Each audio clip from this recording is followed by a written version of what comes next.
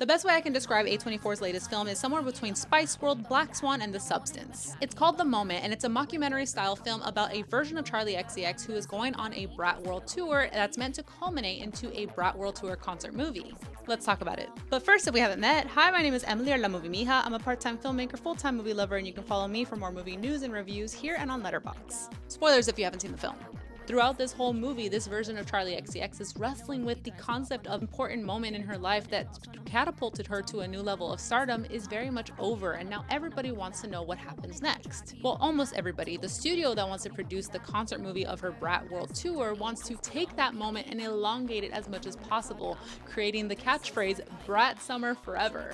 And what starts off as a very silly, British-inspired mockumentary-style Office-like film descends into a horror movie-informed existential crisis as Charlie is not only facing the question of what happens next, but who is she anymore? See, the whole idea of the moment is the moment has already passed. By the time we are the audience in the theater watching this movie, the moment is over, and the only time we ever get to really see any flicker of what that moment was is in the very beginning. And that's the crux of popularity and art, because the more popular something becomes, there is a higher expectation that you're going to create something for everyone. And when you create something for everyone, you create something for nobody. But on a separate level, this movie is also showing us how Charlie XCX, the artist, has to navigate all of this existing in the public eye in a very huge, major way.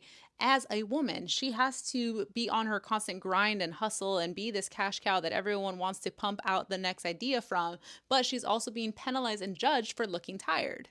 But Charlie's not all alone in this. She has a creative director named Celeste, who is, according to Charlie, the only person who gets it. And the central relationship between Charlie and Celeste is the thread that helps us measure how far gone Charlie is as she descends into this air of self-deprecation and self-doubt. And all of it culminates into Charlie choosing to embrace this director and his warped vision of Brat for the opportunity to work with someone with a big name, even though he is in legal trouble, even though she thinks that his work is even though he really doesn't get Brat. And the final moments of this film is this combination of a voice note that Charlie has left for Celeste, essentially breaking up with her as a creative director, and the song Bittersweet Symphony kicks in. As the praise for the film comes on the screen, it even acknowledges that this is a total reinvention of Brat, meaning the Brat that we knew is already dead. But to the public eye and the masses, this reinvention is considered a win. But part of me feels like it is a happy ending because Charlie did choose to kill it her way. She got to give up on her own terms. Because the idea of the comfort of your own home is antithetical to parties. Parties is about being in the moment, being out there, being in community with others, and you can't do that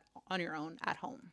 But let me know what you thought about the film The Moment. Is it a happy ending? Is it a sad ending? Or is it just a bittersweet symphony? Let me know your thoughts in the comments below and follow me here for more.